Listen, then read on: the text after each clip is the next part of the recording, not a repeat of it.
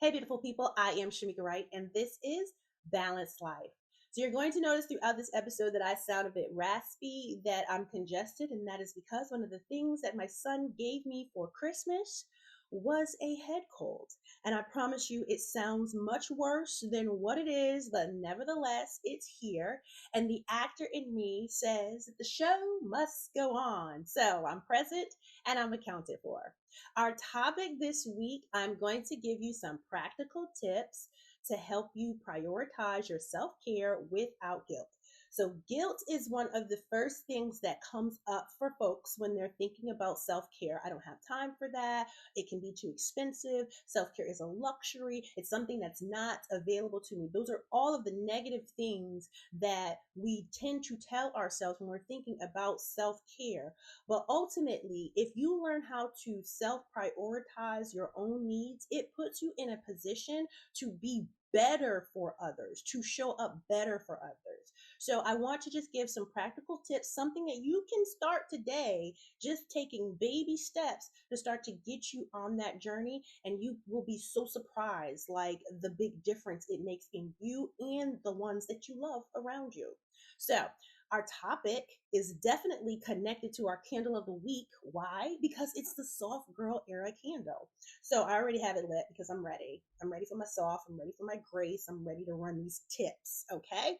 This soft girl era candle has notes of amber, amyris, benzoin, citrus, dark musk, ginger, honeysuckle, jasmine, lemon plum powder, violet, and wood notes. So we have the perfect aroma to calm our mind, our body, and our spirit as we are in a position to be open to receive these tips and start the self care prioritization journey.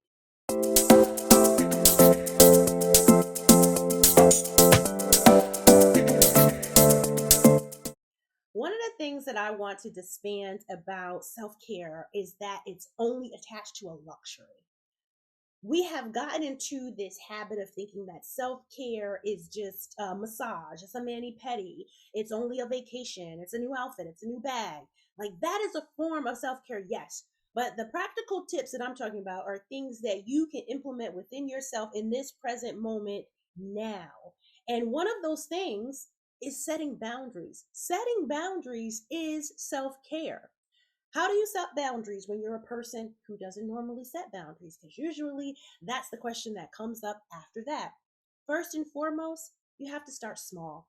Start small with something that's non negotiable. It can be something as simple as 15 minutes of time in the morning that you dedicate to prayer, to meditation, to journaling. But you are carving out that 15 minutes because that is small, right? You can commit to that to make sure that you are doing something that fulfills you.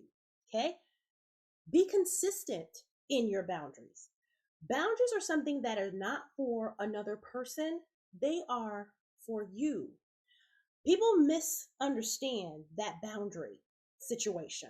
People believe that setting a boundary means, okay, I'm telling you that you need to adhere to what it is that I'm saying. No, a boundary is saying, I'm letting you know what it is that I need, what makes me comfortable, what it is that's working for me, what it is that's not working for me. And I'm letting you know if these things don't happen, then this is going to be the outcome. Regardless, it's for you to enforce because it is what you are feeling. A boundary is for you to be consistent in that. So let's just say that it's from 8 to 8:30 at night. You decide, I want to read. Every night from 8 to 8:30, I'm going to read. That is a boundary that you are setting for yourself, regardless to what it is that you read. But it is up to you for you to remain consistent in that.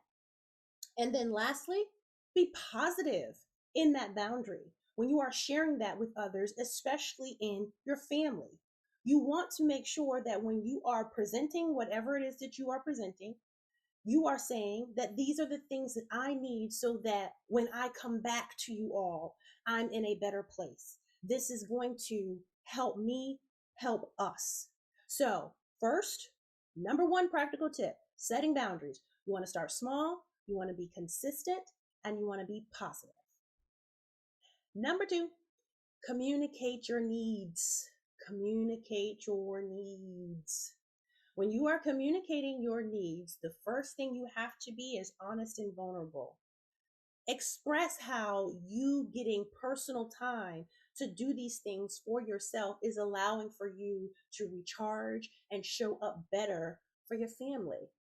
Next, don't ask for permission, ask for support. Not can I, it's I need your support in getting these 15 minutes of uninterrupted time and getting this 30 minutes to read. I need your support. And lastly, involve them. Usually, when you involve family, letting everyone know specifically what time is designated for what, you'll have a higher likelihood of getting buy in, even though the boundary, again, is meant for you to set. But you may have less resistance if everyone is fully aware of what's going on and that you are on this personal journey so that you can be better for the entire family. So, number two, communicate your needs. Number three, and the hardest one, reframing your mind to not associate guilt with self investment. In every scenario in the world, they tell you self preserve and then you take care of others. Airplane, mask on, then you take care of others. In our regular day to day, we flip it and we take care of everybody else and then we give ourselves oh, we'll get to ourselves at some point. No.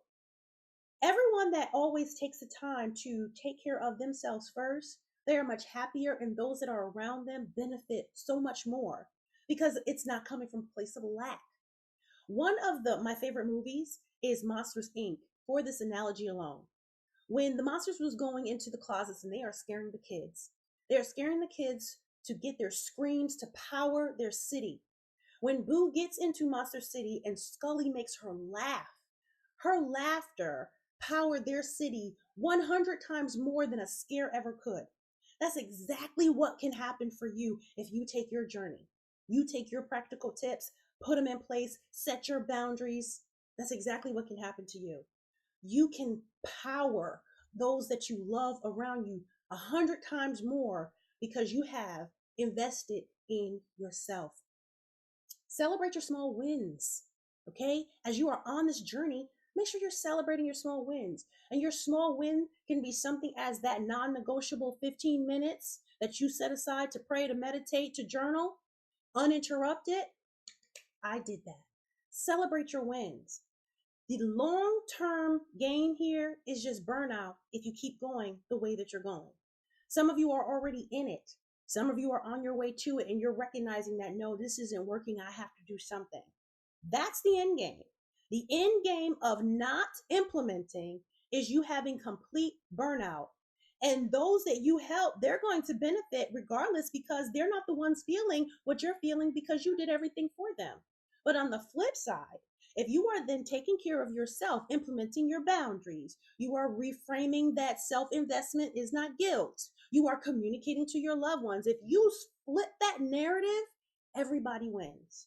And this is a everybody wins scenario. Nobody has to lose themselves in order to make sure that they are the best mom, the best dad, the best sister, brother, cousin, daughter. You don't have to lose in order to have the title. You win immediately when you decide that, guess what? I'm just as important as those that I pour into to be poured into myself. And you know that you're more than capable of having that. Why? Because there are people that are around you that benefit from you every day. So take these practical tips, okay? Your first one, setting boundaries. Your second one, communicating your needs. And your third one, reframing that mindset that self-investment is guilt. It is not. The sooner that you start taking these baby steps to go in that direction, the better you will feel. And understand it's not something that happens overnight. It is a journey, but you will get there with consistency, one day at a time. Okay? I want to thank you so much for joining me this week on Balanced Life with Shemeka. If you enjoyed this episode, please, you know what to do. You're going to hit subscribe. You're going to hit all those notifications. Give me a comment. Give me a like. If any of these tips resonate with you, you are already implementing them, or you're going to start. Drop me a comment. I want to hear from you. So until next week, you stay healthy, stay balanced, stay happy.